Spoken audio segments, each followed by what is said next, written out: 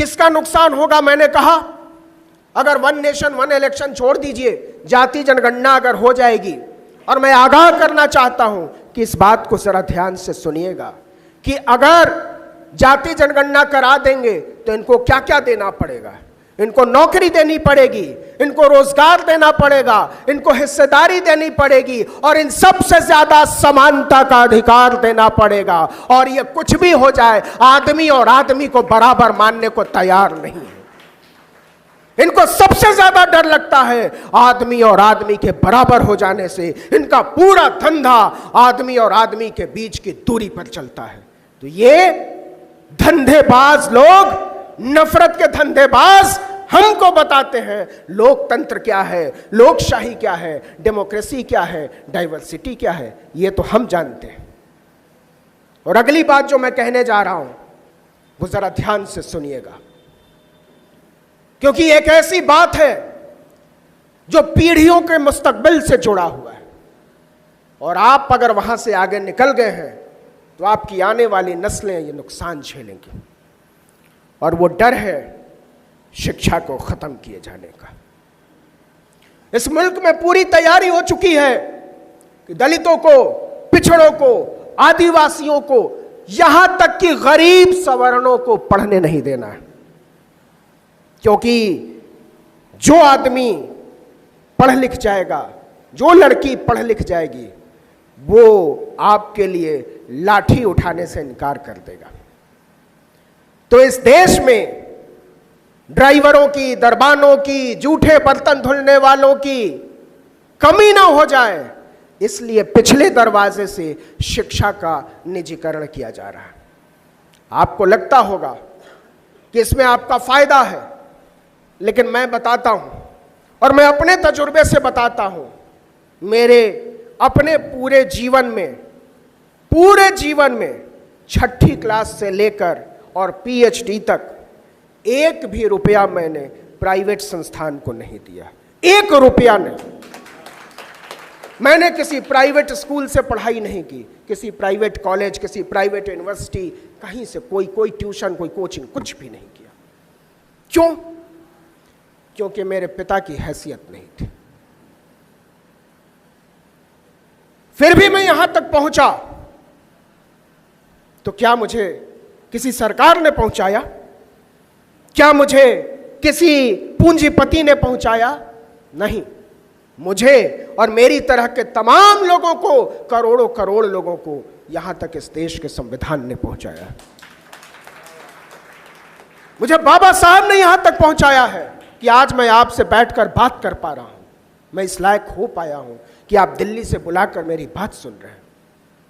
लेकिन यही अधिकार मेरे बच्चों को, आपके बच्चों को, आपके बच्चों के बच्चों को हासिल रहेगा कि नहीं, मुझे इसमें खतरा नजर आता है। जरा सोचिएगा कि इस देश में 479 राज्यों के विश्वविद्यालय हैं, अलग अलग राज्यों के, जिनको हम स्टेट यूनिवर्सिटी कहते हैं। 56 सेंट्रल यूनिवर्सिटी हैं। लेकिन प्राइवेट यूनिवर्सिटी जानते हैं कितने हैं? 455। 124 डीम्ड यूनिवर्सिटी इसमें से अलग है, उसमें से आधा प्राइवेट।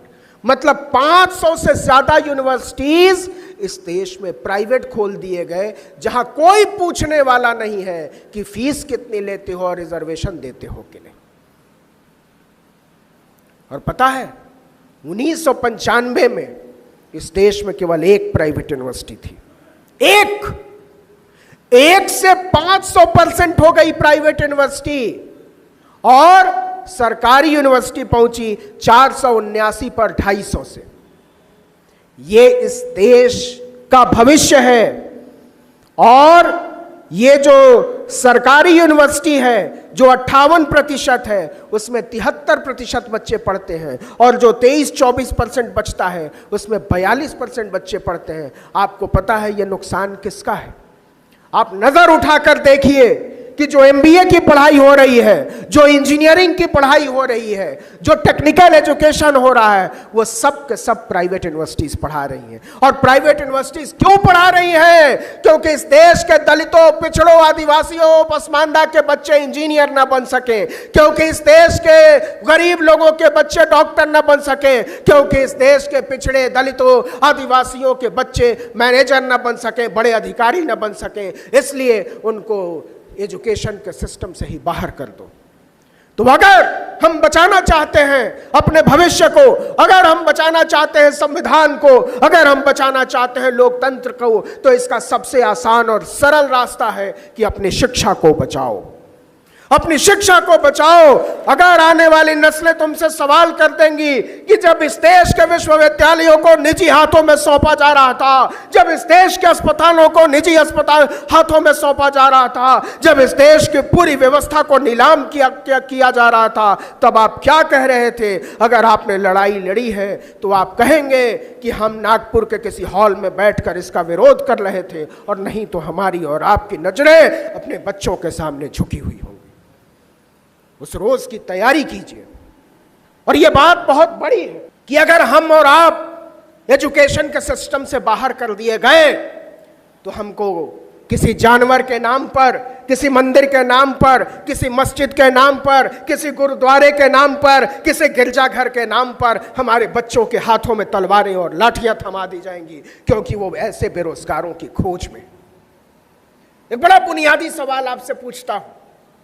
जो लोग कहते हैं कि पिछले 1500 साल का हिसाब लेना है, जो लोग कहते हैं कि हर मस्जिद को खोद डालो, जो लोग कहते हैं कि हर इबादतगाह को खोद डालो, मैं कहता हूं खोदना तो जरा और गहरा खोदना, पता चला वहां से बुद्ध के अवशेष निकल रहे हैं।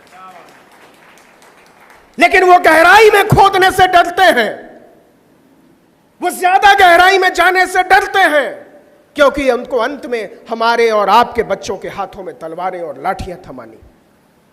जरा हिसाब देखिए साहब, इस देश के कृषि मंत्री शिवराज सिंह चौहान का बेटा कार्तिकेय पेंसिल्वानिया यूनिवर्सिटी यूएसए से कानून की पढ़ाई करके आता है।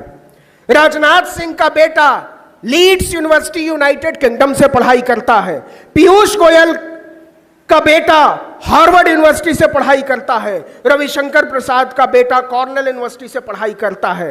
निर्मला सीतारमण की बेटी अमेरिका की यूनिवर्सिटी से पढ़ाई करती है। प्रकाश जावड़ेकर का बेटा बॉस्टन यूनिवर्सिटी से, एस जयशंकर का बेटा जॉर्ज टाउन यूनिवर्सिटी अमेरिका से, ज्योतिरादित्य सिंधिया का बेटा येल यूनिवर्सिटी से, हरदीप सिंह पुरी की बेटी वार्विक यूनिवर्सिटी से, गजेंद्र सिंह शेखावत की बेटी ऑक्सफोर्ड यूनिवर्सिटी से बीए करती है। और हमको और आपको बताया जा रहा है कि हाथों में लाठियां उठाओ, एक कौम को खत्म कर दो, वरना तुम लोग खत्म हो जाओगे। अरे गद्दारों, इस मुल्क को समझाओ कि अपने एजुकेशनल संस्थानों को बचाओ, नहीं तो इस देश का लोकतंत्र खत्म हो जाएगा।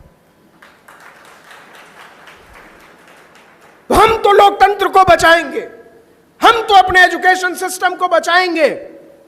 और एक चीज जो बड़े अदब से कहना चाहता हूं कि ये जो लोग अमेरिका और इंग्लैंड से पढ़ाई करके आए हैं, वो क्या करते हैं? यही लोग हमारे बच्चों को कहते हैं कि तुमको पढ़ने की जरूरत नहीं है, तुमको वेद विद्यालयों में जाने की जरूरत है, तुमको धोती पहनने की जरूरत है, तुमको टीका लगाकर किसी मंदिर का घंटा बजाने की जरूरत है, वरना इस देश में तुम जी नहीं पाओगे। तो हमारे बाल बच्चों को भिखारी बना देने की ये जो राजनीति है, इसको समझने की जरूरत है। एक सवाल पूछता हूं आपसे, और जरा